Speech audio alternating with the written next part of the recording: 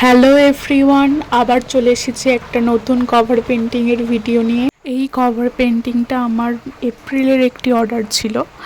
এটা বিভিন্ন কারণবশত আমার এডিটিং এবং পোস্ট করতে অনেকটা দেরি হয়ে যায়। এখানে আমি সবকটাই অ্যাক্রিলিক কালার ইউজ করেছি। এই পেন্টিংটায় আমি একটি ডিপ ব্লু টোন থেকে লাইট ব্লু টোনে করেছি। তারপরে লাইট ব্লু টোনের সাথে আমি লাইট রেড কালার ইউজ করেছি।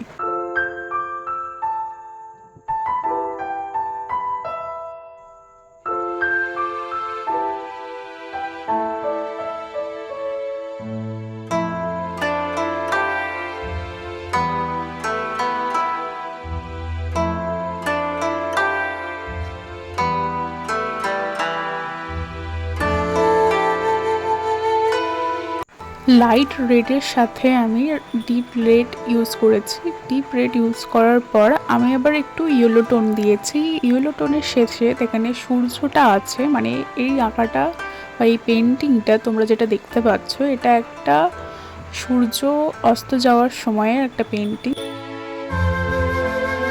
এখানে আমি সূর্যটাকে বোঝাতে হোয়াইট কালার ইউজ করেছি।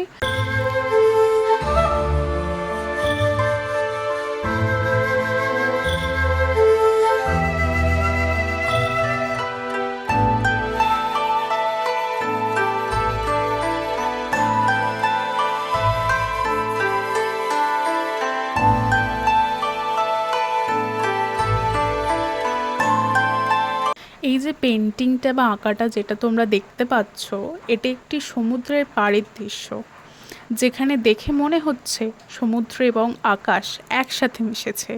যেহেতু জলের কোনো নিজস্ব কালার বা রং নেই, তাই এখানে আকাশের এবং সমুদ্রের কালারটাই অলমোস্ট সেমই হবে। আকাশের কালার এবং জলের কালার অলমোস্ট সেম হলেও আমরা ডিপ ব্লু টোনটা এখানে ইউজ করব না।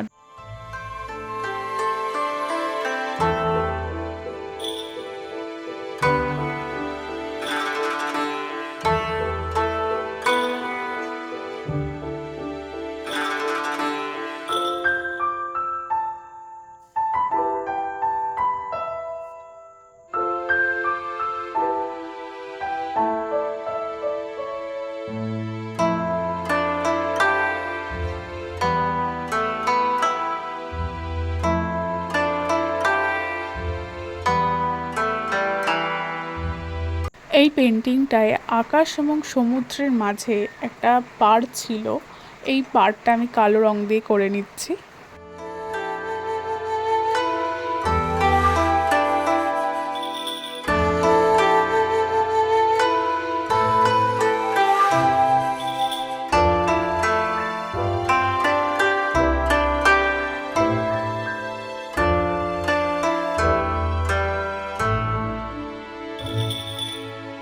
পাড়ের যে কালো কালারটা ছিল, কালো কালারটা কমপ্লিট হয়ে যাওয়ার পর আমি এখানে 3টে গাছ করে নিচ্ছি।